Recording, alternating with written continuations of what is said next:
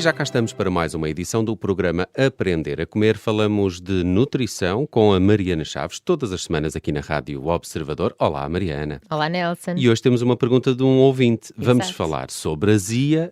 Este ouvinte pergunta-nos porquê é que mesmo comendo comida saudável sinto azia? Tenho 65 anos e antes isto não me acontecia. É uma coisa da idade? Olha, também poderá ser da idade, mas mais que tudo as pessoas devem estar atentas ao seu corpo. É relativamente comum as pessoas associarem a azia apenas a refeições que nós chamamos mais copiosas, ou seja, com mais gordura, carnes gordas ou molhos ou fritos. Mas a verdade é que a azia é uma resposta do corpo quando ele não está a conseguir fazer bem a digestão. E é uma sensação que é familiar a todos nós, não é? A azia é uma sensação quase de queimadura no peito, que pode subir mesmo até à garganta e é causada pelo refluxo do ácido que sobe no esófago. Mas pode parecer paradoxo, mas muitas vezes a azia não é por excesso de ácido no estômago, pode mesmo ser por deficiência da produção desse ácido clorídrico que produzimos dentro do nosso estômago. E o que é que acontece ali para que isso dê essa sensação tão chata? Olha, principalmente como a senhora dizia, mais de 65 anos, nós com o avançar da idade, ou seja, com o envelhecimento, vamos produzindo menos deste ácido clorídrico no nosso estômago. Este ácido é produzido numas células do estômago, da parte de dentro, que se chamam células parietais, e simplesmente torna-se menos eficiente essa produção. Com esta redução do ácido clorídrico, a digestão vai claramente também ser menos eficiente. Ou seja, nós podemos fazer aqui uma analogia como se o estômago fosse um liquidificador que pões o sumo de limão lá dentro. E, portanto, se a máquina de repente não está a trabalhar bem, faz com que o quê? A comida não seja digerida na totalidade e quando não é digerida na totalidade, mas fechada naquele meio, vai sendo fermentada. Ora, toda a fermentação produz gases, ou seja, produz de repente gases dentro do estômago e esses gases vão aumentar a pressão do estômago e empurram o conteúdo gástrico, inclusive os ácidos que são produzidos lá, para o esófago, para cima. Portanto, isso vai causar o dito refluxo e azia. Quer dizer que é essencial, o estômago tem de ser ácido, sempre. Sem dúvida, tem sempre que ser ácido. A acidez vai ajudar a tudo, inclusive, portanto, ela é determinante na digestão, inclusive para termos a nossa válvula que separa o estômago do esófago fechada. Nós damos o nome a isso de esfíncter esofágico inferior. Ele é suposto estar fechado e só abre de cima para baixo, ou seja, a comida quando passa empurra e ele vai abrir e deixar passar a comida para o estômago.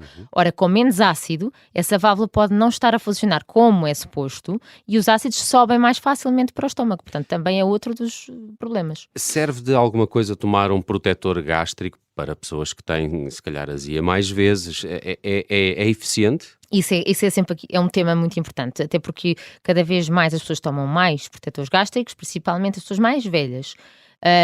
E eu gostava de explicar aqui, porque eu acho que às vezes confundem-se. É uma faca de 2 legumes, o protetor gástrico. Olha, é assim, eu cria uma barreira na parede do estômago e é necessário para algumas situações específicas e deve ser orientado por médicos. Não devemos tomar simplesmente porque achamos que estamos com azia. Às vezes até se toma quando se está a tomar uma outra medicação, não é? Exatamente, que isso é o que faz mais sentido, ou em casos de úlceras gástricas, gastrites, ou refluxo gastroesofágico funcional. O que é isto? Não é o que eu estava a explicar há pouco. É por alguma questão fisiológica, a nossa válvula não está a funcionar bem, não está a fechar bem. E muitas vezes essas pessoas conseguem se identificar bem porque são muito sensíveis a alimentos ácidos e devem evitá-los, ou seja, os vinagres, o tomate que é mais ácido, o kiwis, as laranjas, ficam imediatamente com a sensação de refluxo. E nesses casos, as estratégias são realmente de redução da acidez. Mas para além do protetor gástrico, muitas vezes é utilizada uma coisa que nós chamamos de inibidores de bombas de prótons, ou seja, são antiácidos, basicamente, que são utilizados em situações específicas que são necessárias, por exemplo, aquilo que eu acabei de explicar talvez seja necessário, mas sempre orientado por um médico, ou simplesmente para situações crónicas em que têm uma função de dar bem-estar. O que é importante as pessoas perceberem aqui é entender de onde é que vem essa azia. Porque se estamos perante uma situação pontual, em que há um medicamento que nos vai resolver a situação pontual, é diferente de estarmos perante uma má digestão no estômago, em que só o baixar a acidez do estômago não vai resolver, até pode piorar. Para além de que as pessoas têm que entender que o protetor gástrico, por exemplo, reduz a absorção da vitamina B12. Portanto, uma pessoa que tome cronicamente um protetor gástrico tem que suplementar vitamina B12. Mas pronto, isso ainda é outro ponto para além disto. Mas é muito importante entender realmente se esta azia é, por exemplo, no final de uma refeição ou se é uma azia em jejum, que é muito diferente. Uma pessoa acorda ou entre refeições, de repente tem uma azia, diferente de ter no final da refeição. Como é que a azia ou esse refluxo é diferente de ser em jejum ou no final da refeição?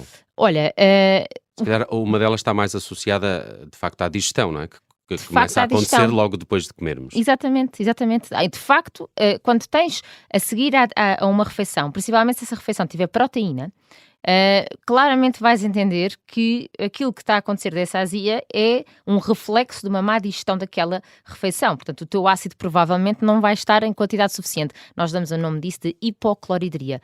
Quando é um refluxo entre refeições, ou simplesmente porque de repente eu comi um alperce ácido a meio do dia e aquilo ativou, eu estava irritada, porque o stress também aumenta, não é? Estava irritada, comi um alperce ácido, de repente estou com uma azia. Claro, isso é hipercloridria, é um excesso de produção do ácido. Mas no final de uma refeição, imagina, comeram picanha, não é suposto, não estão habituados a comer carne gorda, de repente têm azia, provavelmente poderá ser por falta de ácido. Há aqui uma coisa muito importante, que é a falta de ácido também faz com que algumas enzimas, principalmente as que digerem a proteína, não sejam ativadas. Uhum.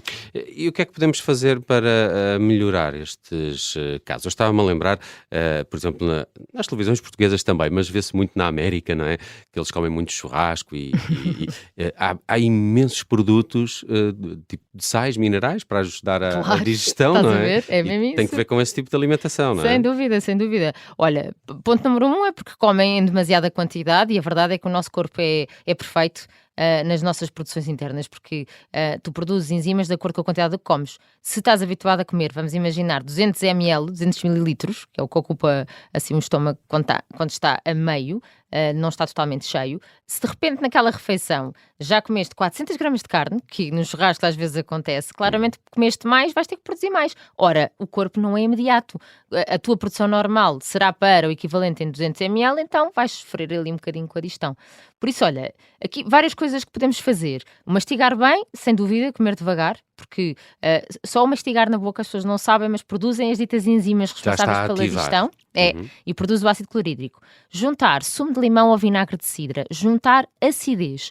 Isto em termos práticos é, na salada, temperar muito bem com o sumo de limão ou com o dito vinagre, ou se imagina, não começas a refeição com uma salada, mas sim com uma sopa ou com um prato. Então uma colher de sopa desse sumo de limão ou desse vinagre diluído em água e beber. Atenção, há pessoas que se assustam com isto, mas não têm que se assustar, que é, se a azia é reflexo de uma má digestão, ao fazer isto não vai ter sintoma nenhum.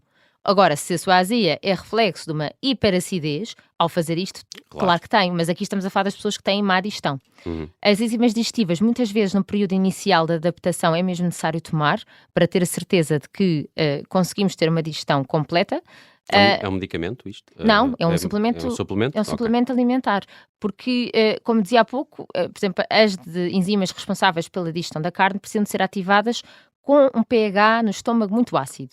Ora, se bebemos muito líquido na refeição ou se simplesmente não estamos a produzir o ácido suficiente, o que vai acontecer é que elas não são ativadas, logo a carne vai passar para o intestino menos digerida. Isto vai-nos trazer não só esses problemas de digestão imediatos no estômago, como mais tarde no intestino, isto vai forçar a malha do intestino, vai provocar hiperpermeabilidade, as ditas barrigas que de repente incham e outros problemas.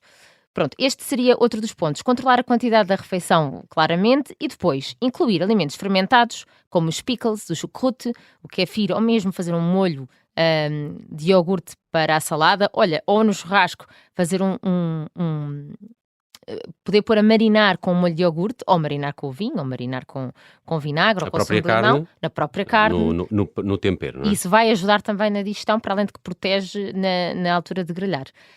Incluir gengibre também ajuda na produção de ácido e na digestão. E a questão também de limitar os líquidos na refeição, que a maior parte das pessoas se esquece disto. Pode diluir, não é? Sim. O ácido que temos no estômago, Claro. que é preciso para a digestão. Muito bem, falamos de azia esta semana no Aprender a Comer. Também sugestão de um ouvinte que diz que tem cada vez mais azia, mesmo comendo comida saudável. Deixamos aqui alguns truques e vários tipos de azia. Atenção, é preciso ouvir bem este episódio para perceber qual é que será o nosso tipo de azia e qual a forma de controlar. Para quem nos ouve no Spotify, pode sempre responder à pergunta que deixa lá a Mariana no final. Sente azia no final da refeição. Ela está aqui a fazer uma sondagem. Sim, não, só às vezes, para perceber como é que está os ouvintes, a azia nos ouvintes do Aprender a Comer. Para a semana, regressamos com mais conselhos de nutrição com a Mariana Chaves. Até lá, Mariana. Obrigada, até lá.